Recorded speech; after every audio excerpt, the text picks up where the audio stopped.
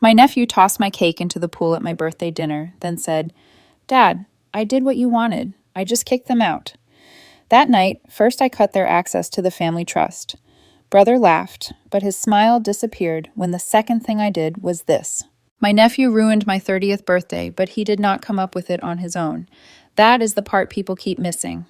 Everyone saw a kid throw a cake into a pool. What they did not see was my brother setting it up all night like a quiet little performance. I hosted the dinner at a private lakeside restaurant. I paid for everything: the patio, the food, the cake, the open bar.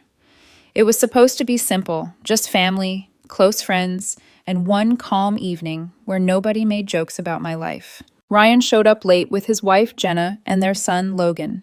They were already loud when they walked in. Logan was bouncing around tables, touching plates, picking up napkins. I caught Ryan watching me, then leaning down and whispering to Logan. Logan looked over at me and smiled. That happened more than once. Every time I stood up to greet someone, Ryan would say something to him. Not subtle, not quiet, just enough that I could hear my name. I asked Ryan to keep Logan at the table. He laughed and said, "Boys will be boys." Jenna did not even look up from her phone. A few minutes later, Logan came up to me and asked why I did not have kids yet. He said it the exact way Ryan always says it. Same tone, same wording. Ryan was watching the whole thing, smiling. That was when I knew this was not random. I tried to ignore them. I focused on my friends. I focused on the night. The cake was due any minute, and I just wanted to get through it without another comment. When the cake came out, everyone stood up. People were clapping. Someone started filming. It was the one part of the night that felt normal. Then Logan walked up. Ryan did not stop him. He actually leaned back in his chair. Logan reached for the cake stand. He did not hesitate. He lifted it and walked straight to the edge of the patio and dumped the entire thing into the pool. No slipping, no accident. When he turned around, he looked at Ryan and said, "Dad, I did what you wanted." Ryan laughed. That was it. I told them to leave. Not later. Not after dessert. Right then. Jenna looked confused. Ryan said it was a joke. He said I was dramatic. I told him to get out of my party. They left still laughing. After they were gone, someone brought me their gift. It had been sitting under their table. I opened it because I wanted to see how deep they were willing to go. It was a baby onesie and a framed photo of their family. On the frame, it said, "The Real Legacy." I stayed at the table until my guests left. I thanked everyone. I smiled. I cleaned up. Then I went home and made 2 calls. The first was to the family attorney. I told him to suspend all access to the family trust for Ryan and his household. No discussion. No warning. The second was to the caretaker at the lake house. I had him change every code. Ryan thought it was funny when he called me the next morning. He did not laugh for long. The next morning, Ryan called me from the lake house gate. His voice was weirdly upbeat at first. He said the code wasn't working and asked if I'd changed it by accident. I told him no, it wasn't an accident. I had it changed on purpose. He laughed, said I was still sulking about the cake. I let him talk for a minute. He joked about how Logan didn't mean anything by it, how kids do dumb things, how I should have seen my own face when it happened. I didn't laugh. I told him calmly that his access to the lake house had been revoked permanently. He was still mid-sentence when I said the next part. And as of today, your trust disbursements are frozen. The paperwork was signed last night. That's when I heard the shift, the silence, the way he stopped breathing into the phone for a second too long. He didn't hang up. He just said one word. "You're serious?" I didn't answer. I didn't need to. I let him sit in that silence for a few seconds before I ended the call. 3 hours later, Jenna started calling. I let them all go to voicemail. She left me one long message using her professional voice, the one she saves for school events and HOA meetings. She said Logan had just been playing, that I was overreacting, and that it was devastating to deny a child access to their summer home. She never said sorry, not once. She didn't even mention the onesie. That night I got a text from my cousin Ellie. "You okay? Jenna is calling people." I called her back. He filled me in. Apparently Jenna had been making the rounds, telling everyone I snapped at my own birthday, kicked out a 10-year-old, and was now taking revenge financially. She conveniently left out the part where Logan announced in front of 30 people that he did exactly by what his father told him to do. She left out the part where they gave me a baby onesie as a birthday gift, like some twisted little reminder that I was turning 30 with no husband and no kids. Ellie asked me if I wanted to say something publicly, maybe write a message for the family group chat. I said no, let them talk, let them wonder, because I wasn't done. The next day, I got a call from my parents. My mom asked me to come over for dinner. Just the four of us. Nothing dramatic. I could hear it in her voice. She wasn't neutral. She had already talked to Ryan. I said yes, not because I wanted to fix anything. I just wanted them to see who I was now. And I didn't come empty-handed. I brought a folder. Copies of the trust agreement. Printouts of every withdrawal Ryan had taken over the past 3 years. Statements from the caretaker at the lake house showing dates Ryan claimed he wasn't using it, but clearly was. Even photos, because Jenna loved posting everything online, even when she forgot whose house they were in. That night at dinner, I didn't yell, I didn't cry. I laid it all out in front of them, every receipt. And I asked just one question. How long was I supposed to let them treat me like I didn't matter? Neither of them had an answer. After that dinner with my parents, I walked away with no doubt that they understood everything and still weren't going to do a damn thing about it. They didn't condone what Ryan did, but they weren't going to confront him either. My mom kept defaulting to the same tired lines. He's still your brother, and families don't keep score. My dad just kept glancing at the paperwork like maybe it would fold itself up and disappear. I left early, politely, but I didn't hug anyone. A few days later, the quiet started getting under my skin. I thought Ryan would come to me raging. I expected some long, dramatic phone call accusing me of ruining his life, of being vindictive. Nothing, just silence. Then Jenna started posting photos of them at home. Logan smiling, perfectly filtered lighting, hashtags like #FamilyFirst and #GratefulHeart. But the comments were off. That's when I knew she was trying to control the story. And knowing Jenna, she was already spinning something behind the scenes, probably telling anyone who would listen that I had snapped, that I needed help, that I was jealous of their life. That's when I got the email. Not a call, an email. From Ryan. Short, barely 2 paragraphs. He wrote that he acknowledged my feelings and would appreciate a chance to talk. He also mentioned that things had gotten tight financially and asked if I would reconsider freezing the trust, at least temporarily, with baseball season starting for the boys. I stared at that email for a long time. I didn't reply. Instead, I booked a therapy appointment for myself. Not because I was unraveling, but because I couldn't stop asking myself why I wanted an apology so badly, why I kept imagining how it would sound, why I wanted to hear him say he was wrong. And more than that, why I wanted him to mean it. In the session, the therapist asked me something that stuck in my head for days. If he apologizes and it's real, what would that change for you? I didn't have an answer. That weekend, I went to the bookstore and picked up a small stack of therapy gift cards I'd read about online. A family counseling center nearby offered packages. 3 prepaid sessions. No expiration. I boxed them up, added a typed note that simply said, "For the sake of your son, get help."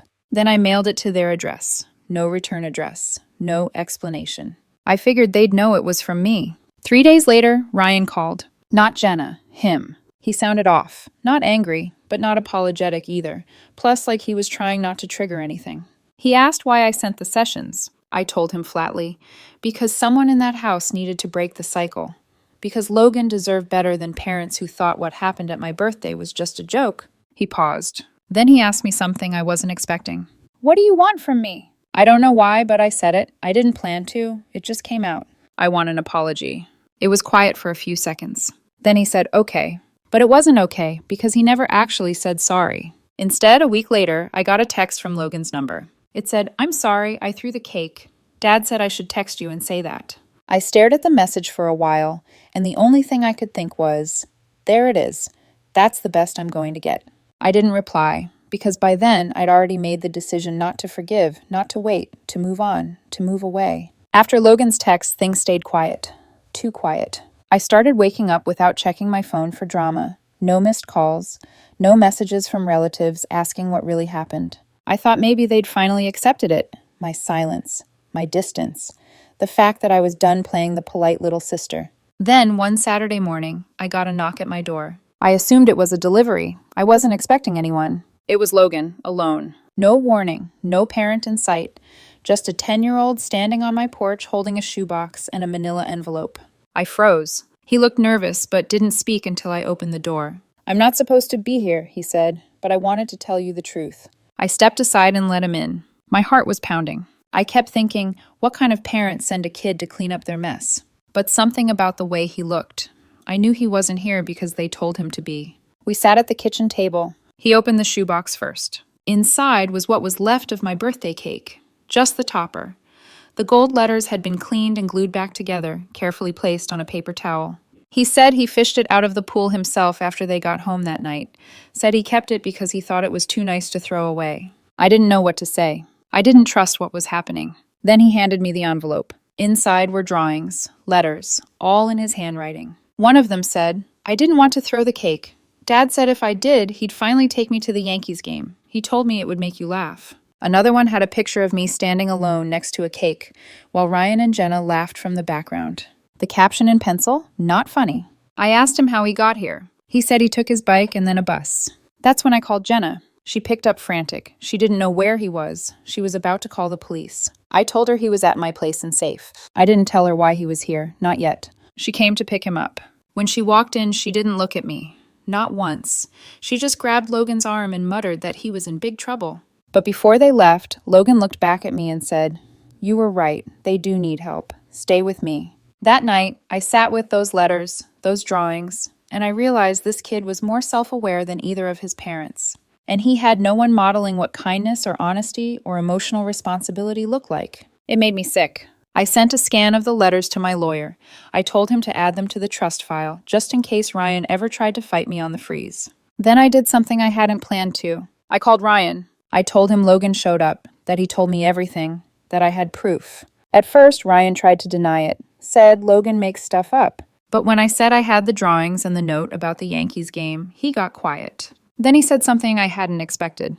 I messed up. It didn't sound rehearsed. It sounded scared. He said Jenna didn't know he'd made that deal with Logan, that he thought it would be a harmless prank, that he never thought Logan would actually do it. I didn't say anything. Then he said, "I'll go to the therapy. I'll do it. Just please don't give up on him. On us." I didn't agree. I didn't promise anything. I hung up, sat with the silence, and asked myself the question again. If he apologizes and he means it, is it enough? And for the first time, the answer felt easy, though it's not. Ryan didn't fight me. That was the first surprise. No calls from lawyers. No demands to reinstate the trust. No sudden passive-aggressive family updates from Jenna. Just silence, until the email. It came from his work address. Short message, one attachment. The photo was of the three of them, Ryan, Jenna, and Logan, standing outside a squat brick building with a crooked sign that read, "Family Counseling Services." Logan was holding up a little whiteboard that said, "Session 1." Ryan had his arm around him. Jenna looked like she wanted to be anywhere else. The message said, "Not asking for anything. Just wanted you to know we went. I don't know if it matters to you, but we showed up." For a while, I didn't know how to feel. A few months ago, I would have clung to that. I would have thought, this is it, the beginning of change. But now, it felt like watching people clean up after a fire they started. Necessary, but too late to undo the damage. That night, I did something I'd been avoiding for months. I opened my laptop, found the bookmark listing, and signed a lease on a 2-bedroom rental in Oregon. I'd saved it weeks ago. A small coastal town I'd visited once during a retreat. Quiet, misty, surrounded by forest on one side and cliffs on the other. Not flashy, just peaceful. That was the life I wanted. Not one surrounded by people who tiptoe around each other, pretending blood is the same as love. I didn't want forced holidays. I didn't want to keep explaining to relatives why my boundaries suddenly looked like betrayal. I just wanted distance, a clean break. The movers came 2 weeks later. I didn't bring much. Clothes, my laptop, some framed photos that didn't include family. I sold the rest, donated what I could, and I left my house key in a plain envelope with no note. Before I boarded my flight, I sent one final message to Ryan. No drama, no emotion. I wrote, "You used to talk about legacy like it meant control, like having a family gave you the right to shame people who didn't. But legacy isn't about bloodlines. It's about what we leave behind when we're gone. I'm building mine somewhere else now. Peace, truth, and space to grow." "Tell Logan," I added, "thank you. He was the only one brave enough to tell the truth." I didn't expect a response, and I didn't get one. But 3 days after I moved into my new place, I got a letter in the mail. No return address, but I knew the handwriting. It was from Logan. He wrote, "I miss you. I wish I didn't throw the cake. I didn't know it would hurt you that bad. Dad said it would be funny, and I wanted him to like me more. I didn't know what legacy meant before, but now I think it means what people remember about you when you're not in the room." Then, in shaky block letters, "I want people to remember me for being good, not for that night. I'm going to keep going to therapy, even if they don't." I read it 3 times. Then I stuck it on the fridge. It's still there now, not as a scar, not as proof of anything tragic, just as a reminder that sometimes the only part worth saving isn't the family.